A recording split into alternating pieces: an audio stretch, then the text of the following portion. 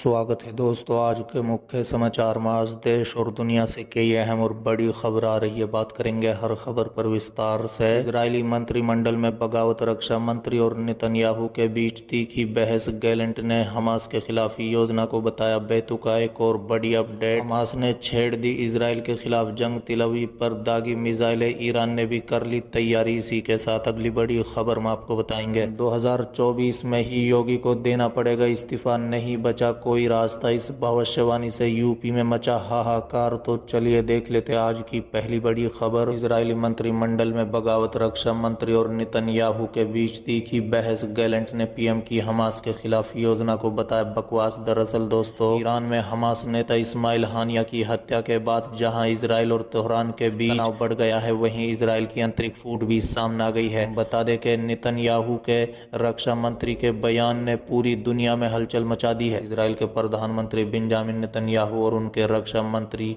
Yoav Gallant के बीच सोमवार को एक तीखी नोकझोंक हुई। इस घटना ने इजराइल सरकार के भीतर गहरे आंतरिक विभाजन को उजागर कर दिया है। बता दें, गाजा में चल रहे युद्ध के कारण ये तनाव और बढ़ गया है, क्योंकि इस संघर्ष के एक बड़े क्षेत्र युद्ध में बदला जाने का खतरा है। विवाद की शुरुआत तब हुई जब इजराइल की मीडिया में यह खबर आई कि रक्षा मंत्री गैलेंट ने गाजा में इस्लामवादी आंदोलन हमास के खिलाफ प्रधानमंत्री नेतन्याहू की पूर्ण विजय की योजना को बकवास बताया। इसके बाद प्रधानमंत्री कार्यालय ने गैलेंट के इस टिप्पणी की कड़ी आलोचना करते हुए एक बयान जारी किया। बयान में कहा गया, जब गैलेंट इजराइल विरोधी बयान देते हैं तो वो बंधकों की रिहाई के समझौते तक पहुंचने की संभावनाओं को नुकसान पहुंचाता है। चलिए अगली खबर। हमास ने छेड़ दी इसराइल के खिलाफ जंग। तेल अवीव पर दागी मिसाइलें, ईरान ने भी कर ली तैयारी। दरअसल दोस्तों, इसराइल हमास के बीच चल रही जंग में हमास ने एक बार फिर इसराइल पर बड़ा हमला किया है। तेल अवीव में मिसाइल दागी गई, जिसके बाद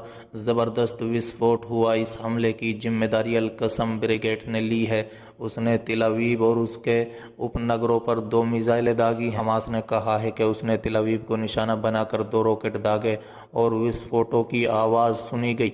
हमास के सैन्य शाखा अल कस्म ब्रिगेड ने मंगलवार को घोषणा की कि उसने तेल अवीव और उसके आसपास के इलाकों को निशाना बनाकर 2 M90 रॉकेट दागे हैं। हमास के कई महीनों में इसराइल के खिलाफ अपने पहले हमले की घोषणा के तुरंत बाद इजरायली सेना ने कहा है कि एक रॉकेट तेल अवीव के पास समुद्र में गिरा। मंगलवार को सेना के एक बयान में कहा गया है कि थोड़ी देर पहले गाजा पट्टी से पार करते हुए एक प्रक्षेपण मध्य इजराइल के समुद्री क्षेत्र में गिरा। वहीं स्थानीय लोगों ने शहर में तेज धमाके की आवाज सुनने की भी सूचना दी। चलिए अगली खबर। 2024 में ही योगी को देना पड़ेगा इस्तीफा, नहीं बचा कोई रास्ता। इस भविष्यवाणी से यूपी में मचा हाहाकार। दरअसल दोस्तों, लोकसभा चुनाव के बाद यूपी में योगी आदित्यनाथ सरकार के अंदर जारी कला भी भले ही शांत दिखाई दे रही हो, लेकिन सच कुछ और है। बताया जा रहा है कि यूपी में आम चुनाव के नतीजों से नाखुश बीजेपी आला कमान एक्शन के लिए सही मौके की तलाश में है।